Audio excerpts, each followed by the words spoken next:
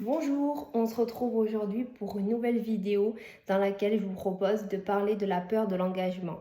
Et j'aimerais qu'on parle ensemble de cette dualité qui est présente dans la tête d'un borderline. Car oui, être atteint de ce trouble, c'est être tiraillé constamment de contradictions permanentes. On est sans cesse tiraillé entre notre besoin d'être aimé et notre besoin d'être à distance. Donc aujourd'hui, je vous propose d'y voir plus clair et pourquoi pas essayer de trouver un juste milieu. Donc tout d'abord, d'où vient cette dualité? En fait, quand on est borderline, ce qu'il faut comprendre, c'est que on est dans un profil insécure et du coup, on va chercher la sécurité dans nos relations avec les autres. L'amour des autres est alors une nécessité pour combler notre propre manque d'amour en fait. Donc ce qui se passe en fait, c'est qu'on va avoir besoin des autres, sauf qu'en parallèle, on a une peur de la proximité qu'induit une relation affective. Parce qu'une relation affective en fait nécessite de la proximité, être proche. Et le borderline en a très peur de ça. Du coup, on en a plus que besoin de ces relations affectives, mais on peut être effrayé par la proximité. Donc c'est un gros paradoxe qui est très dur à comprendre, autant pour le borderline que pour le proche lui-même. Et ça, c'est super dur à comprendre parce que on a besoin d'être aimé, mais on a peur. On a peur de s'engager dans une relation. Et à titre personnel, pour ce qui me concerne, j'ai souvent eu besoin dans ma vie d'être aimée, mais dans les relations, et peut-être que c'est un sentiment qui va vous parler, j'avais souvent la sensation d'être emprisonnée. J'étais prisonnière de mes relations, alors que je les avais voulues de tout mon cœur et que c'était des personnes que j'aimais. Mais je me sentais prisonnière. Et c'est là le paradoxe. Parce que comment on peut expliquer ce besoin d'être aimé et en même temps ce besoin vital de se tenir à l'écart? C'est pas compatible. Et le but, c'est de trouver un juste milieu. Excusez-moi, je vais juste bouger mon sac. Parce que le chaton, il va. Ah, non.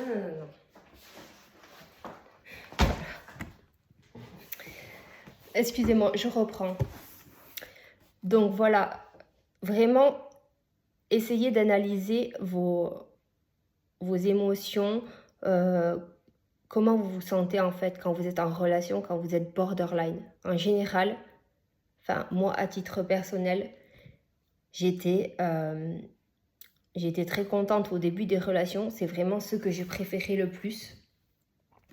Et dès que la relation commençait à devenir sérieuse, en fait, j'avais très peur. Je me méfiais, je me sentais prisonnière, limite, je me croyais en prison, alors qu'on parlait d'une relation, en fait, d'une relation affective, qui était là pour m'apporter du bien, quand ce n'était pas des relations toxiques, attention. Mais quand c'était des relations bienveillantes, j'avais l'impression d'avoir un engagement à tout prix, limite d'être lié à vie avec la personne, et ça m'effrayait. Et pour les borderline, c'est vraiment une réalité que le proche doit comprendre, même si je sais que ce n'est pas compréhensible, que quand on est borderline, on, on a besoin d'être aimé, mais on a peur d'être aimé, on a peur de la proximité. Plus on va être proche de la personne, plus il y aura d'enjeux. Parce que c'est dans les relations affectives que se rejouent toutes nos blessures. Donc pour le borderline, on est sur des blessures d'abandon et de rejet. Donc le fait de s'engager dans une relation, c'est prendre le risque d'être abandonné. Et ça, le borderline ne peut pas se le permettre. Donc c'est pour ça en fait qu'il a besoin d'être mis à distance. Et là, je me mets à la place des proches et c'est super déconcertant d'être avec une personne, de passer des super moments, d'être fusionnel, parce qu'en général, ce sont des personnes qui sont très intenses et très fusionnelles. Et d'un coup, la personne s'éloigne et vous ne comprenez pas pourquoi. où la personne fuit la relation. Il y a des borderline qui ne s'engagent pas, qui ne veulent pas se mettre dans des relations parce que justement, la peur... Pardon, j'ai le chaton qui m'attaque les pieds. Parce que la peur de... Non, non, non, non, non. La peur de s'engager, elle vient avec la stabilité de la relation. Là où des personnes qui ont un profil sécure ne vont pas avoir cette peur-là, en fait. Elles vont s'engager sereinement. Et pour un borderline, c'est super compliqué. Et il y a quelque chose de très simple, un exercice simple à faire pour savoir à quel point on a peur de la proximité avec l'autre. C'est tout simplement, vous êtes dans une pièce et vous êtes deux personnes et regardez comment vous vous sentez plus la personne s'approche. Il y a des personnes qui vont se sentir envahies alors même que la personne est tout au fond de la pièce. Mais elles vont sentir la gênance, elles vont se sentir étouffées. Et il y a d'autres personnes, non, ça va rien leur faire. Et plus la personne va se rapprocher, et plus vous allez vous sentir mal. Vous avez envie de reculer en fait. Et c'est ce qui se passe pour les borderline. Il y a ce sentiment de se sentir étouffé dans la relation. Et quand le partenaire prend ses distances parce qu'à un moment donné, il y en a marre de courir toujours après la même personne, le borderline, lui, n'est pas content et du coup se sent abandonné et se dit j'ai bien fait de m'éloigner de cette personne parce qu'au final, elle n'était pas stable. C'est juste le borderline qui a extrêmement du mal à s'engager. C'est pour ça que le partenaire doit être quelqu'un d'extrêmement patient, de très, très bienveillant parce que c'est super dur de prendre son mal en patience et de se dire je vais attendre que cette personne s'engage. Et souvent il y a des personnes qui attendent très longtemps, qui attendent des mois, des années et qui finissent déçus parce que le borderline n'a pas réussi à penser ses blessures. Et moi je pense que pour sortir de là, il faut réussir à apprivoiser son besoin d'être aimé en même temps que son besoin d'être mis à distance. On peut tout à fait en fait être... Il y a le chaton, pardon. On peut tout à fait être dans une relation et se sentir bien sans forcément être dans la fusion. Parce que ce qui fatigue aussi les borderline, c'est qu'ils sont dans des relations fusionnelles. Et quand on est dans la fusion, à un moment donné, ça redescend un jour ou l'autre. Donc c'est ce qui explique qu'on a du mal en fait à